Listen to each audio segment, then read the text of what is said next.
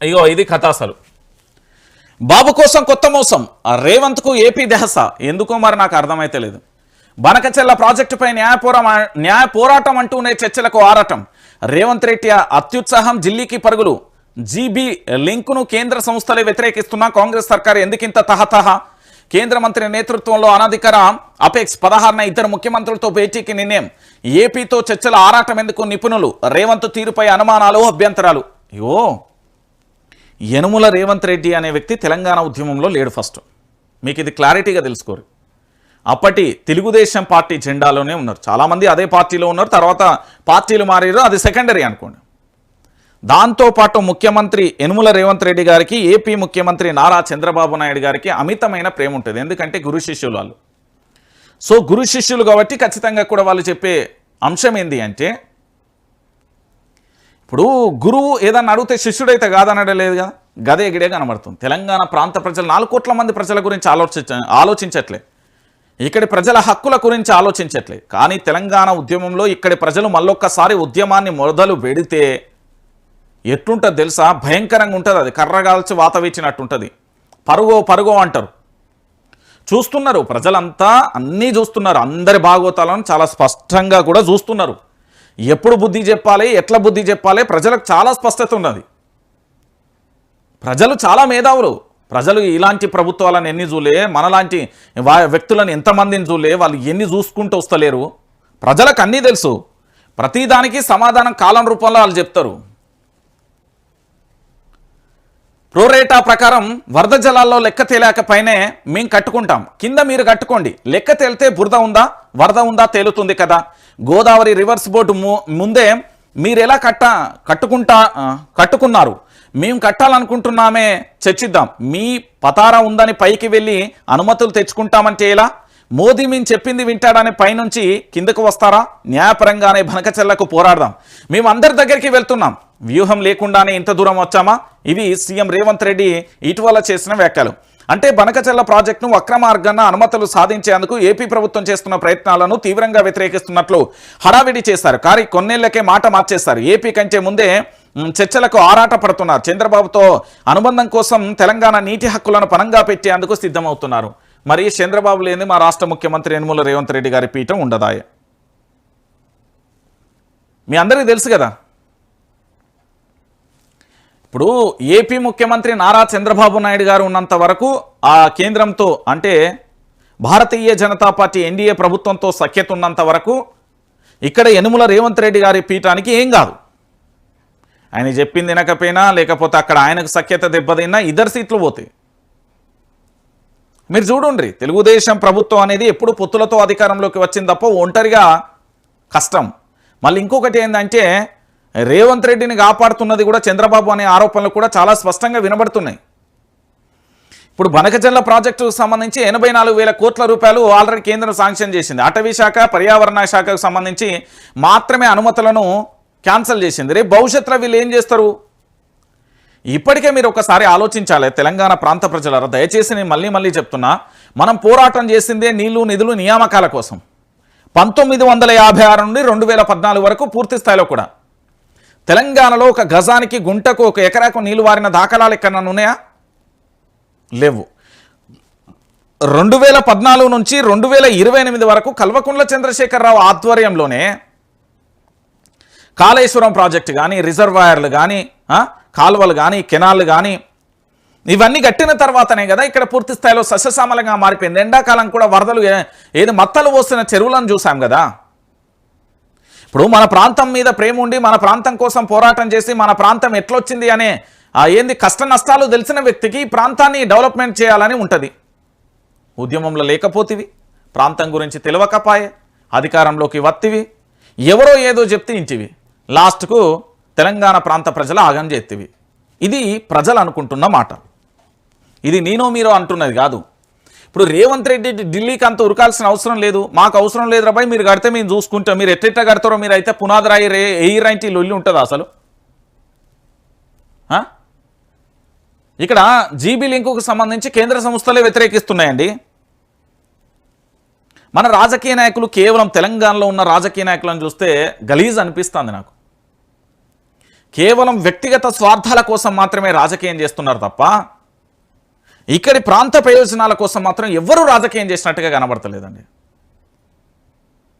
ఇక్కడి ప్రాంత ప్రజల కోసం, ఇక్కడి హక్కుల కోసం, ఇక్కడి రక్షణ కోసం ఎవరు పనిచేస్తలేరు. ఒక కల్వకుంట్ల చంద్రశేఖరరావు గారి ప్రభుత్వం చూసిన అక్కడ భద్రాచలానికి సంబంధించి కొన్ని మండలాలు, కొన్ని గ్రామాలు ఆంధ్రాలో కలుపుతాయి. ఇప్పుడు ఏం చేస్తారు, బనకచెర్ల పేరుతో ఉన్న నీళ్ళని దొబ్బకపోదామని వాళ్ళు చూడబట్టే. మన దగ్గర ఉన్నాయే గోదావరి, ఇటు కృష్ణా జలాలు ఉన్నాయన్నీ పట్టుకొని పోతే మనం ఏం చేయాలి? మళ్ళీ మనం తెలంగాణ ఉద్యమంలో పాట పాడుకున్నాం కదా, గోదావరి గోదావరి చుట్టూ నీళ్లు ఉండి సుఖా దొరకని తెలంగాణ భూమి నా ఎడారి అని. ఇక మళ్ళీ గట్లనే వాడుకుందాం, గట్లనే ఉద్యమాలు చేద్దాం. మనకెందుకు ఇక? ఎందుకంటే ఇక్కడ ఉండే రాజకీయ నాయకులకు రోషం పౌరుషం లేనప్పుడు మనం ఏం చేస్తాం? ఈ ప్రాంతం మీద ప్రేమ, అనురాగం, ఆప్యాయత ఉండనప్పుడు మనం ఏం చేద్దాం? కేవలం పదవులు కావాలి, వాళ్ళ రక్షణ కావాలి, అధికారంలో ఉండాలి, ఇంతే. అరే ఇక్కడ ప్రజలకు సంబంధించి ఎన్ని జిల్లాలకు, ఎన్ని మండలాలకు, ఏమేమవుతుంది అని చెప్పబట్టే ఏం చెప్పలేకము. మొన్న కల్వకుర్తికి సంబంధించి మోటార్ ఆన్ చేయరా అంటే చేయకపోతే ఇప్పుడు ఏంది, దాదాపుగా 15 జిల్లాలకు 23 లక్షల ఎకరాలకు నీళ్ళు అందబట్టే. అంటే ఏదన్నా చెప్తనే చేస్తాం, లేకపోతే చేయమంటే ఇక మీరు ప్రభుత్వం ఎందుకు దిగిపోరు? అది అందరు రాజీనామా చేసి ఇప్పటికే మీరు 6 గ్యారెంటీలు, 13 అంశాలు, 420 హామీలు అమలు చేయకపోతే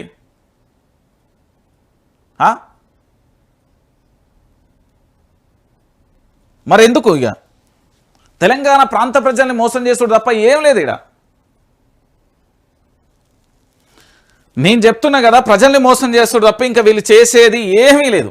ఇప్పుడు నీళ్ళ కోసం వేరు, రేపు పొద్దుగాల ఏమైపోతుంది? ఇక ఒకసారికి చూడు, మీకు అర్థమైతే స్టోరీ అంతా. కేంద్ర జలశక్తి శాఖ మంత్రి సిఆర్ పాటిల్ నేతృత్వంలో 16న ఢిల్లీలో ఏపీ సీఎంతో చర్చలకు ముఖ్యమంత్రి రేవంత్ రెడ్డి సిద్ధమయ్యారు. రేవంత్ రెడ్డి దగ్గర నేను చెప్తున్నా, ఈ నీళ్ళ గురించి వీళ్ళు ఏది ఢిల్లీలో సిద్ధమయ్యారు కదా, బనకచెర్ల ప్రాజెక్టు నిబంధనలకు విరుద్ధమని కేంద్ర సంస్థలు, తెలంగాణకు తీరని నష్టం తప్పదని తెలంగాణ సమాజం మొత్తుకుంటున్నా ఆయన చెవికెక్కడం లేదనేది నిపుణుల ఆందోళన వ్యక్తం చేస్తున్నారు. పోలవరం అనేది బనకచెర్ల లింకు ప్రాజెక్టుకు సంబంధించిన PFR ను ఏపీ ప్రభుత్వం కేంద్ర జలశక్తి శాఖకు సమర్పించిన సంగతి తెలిసిందే.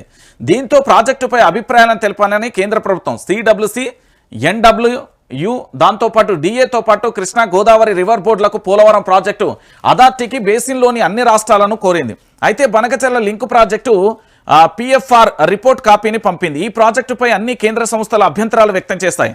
గోదావరిలో మిగులు జలాలే లేవని NWDA తేల్చి చెప్పింది. బనకచెర్ల ప్రాజెక్టును చేపడితే పోలవరం ప్రాజెక్టు నిర్మాణ సామర్థ్యాన్ని మారిపోతాయని, కాబట్టి ఇందుకు సంబంధించిన అన్ని రాష్ట్రాల అనుమతి తప్పనిసరి. ప్రాజెక్టును TAC మళ్ళీ తీసుకోవాల్సి ఉంటుందని CWC Godavari river management board కూడా స్పష్టం చేసింది.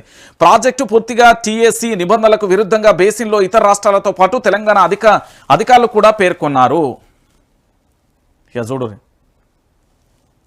నేనేమంటున్నానంటే ఈ బనకచెర్ల ప్రాజెక్టు గనక తెలంగాణ రాష్ట్ర వ్యాప్తంగా దీని గనక ముందుకు కొనసాగిస్తే ఇక మనం చేసేది ఉండదు. నేను చెప్తున్నా కదా, మళ్ళీ మనం పాటలు వాడుకోవాలి, మళ్ళీ మనం ఏది ముంబై, దుబాయ్, అబుదాబి అన్నట్టుగా మనం వలస పోవాల్సిందే, మనం మళ్ళీ మన బతుకులు ఆగం చేసుకోవాల్సిందే. నేను చెప్తున్నా కదా, అందుకే చాలా సందర్భాలలో నేను మొదటి నుండి చాలా ఘంటాపదంగా వాదిస్తున్నా. తెలంగాణ ప్రాజెక్టుల గురించి తెలిసిన ఇక్కడి రాజకీయ నాయకులను గిట్లా 1, 2, 3, 4, 5 అని ఏళ్ల మీద లెక్క పెట్టచ్చు అని చెప్పిన. నేను ఇప్పటికీ అదే మాట మీద కట్టుబడి ఉంటా. మీరు మొన్న చూలే TMC అంతే ఏంటి, స్టోరేజ్ అంటే ఏంటిది, అదేంది చిన్నప్పుడు కాక ఏది బల్యపాఠాలు చెప్తా అంటే సార్ని అడిగినట్టు ఉన్నది. అది ఒక సమీక్షా సమావేశం జరిగినప్పుడు లేదా ఏదైనా జరిగినప్పుడు పూర్తిగా దానికి సంబంధించిన సబ్జెక్ట్ అంతా తెలుసుకుని ఎవరన్నా అన్నారు. ఆంధ్రాలో ఉన్నదా, తెలంగాణలో ఉన్నదా, ఓకే గివ్యా అయిపోయింది. ఇక తెలంగాణని ఏడారి చేస్తారు. ఇక మరి కల్వకుంట్ల చంద్రశేఖరరావు తప్ప దీనికి దిక్కుముక్కు లేరని అందుకే చెప్తున్నా. తెలంగాణ రాష్ట్రానికి 4 దిక్కులు, వాళ్ళు BRS పార్టీలో ఉన్నారు. ఓ పక్కన కేసీఆర్, మరో పక్కన హరీష్ రావు, మరో పక్కన KTR, మరో పక్కన కవిత. తెలంగాణ రాష్ట్రానికి రక్షకులు వాళ్ళే.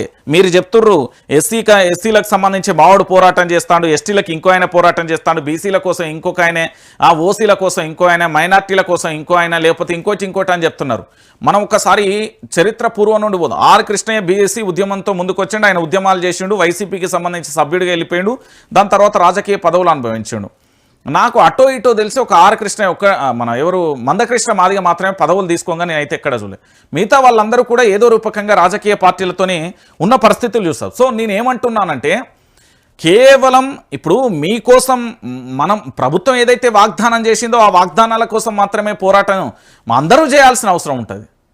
నేను చెప్తున్నా కదా, జనాలను గొర్రెలు అనుకున్నోడు గొర్రె అవుతాడు కానీ ప్రజలైతే గారు. ఎందుకంటే ప్రజలు చాలా తెలివి కలవాళ్ళు.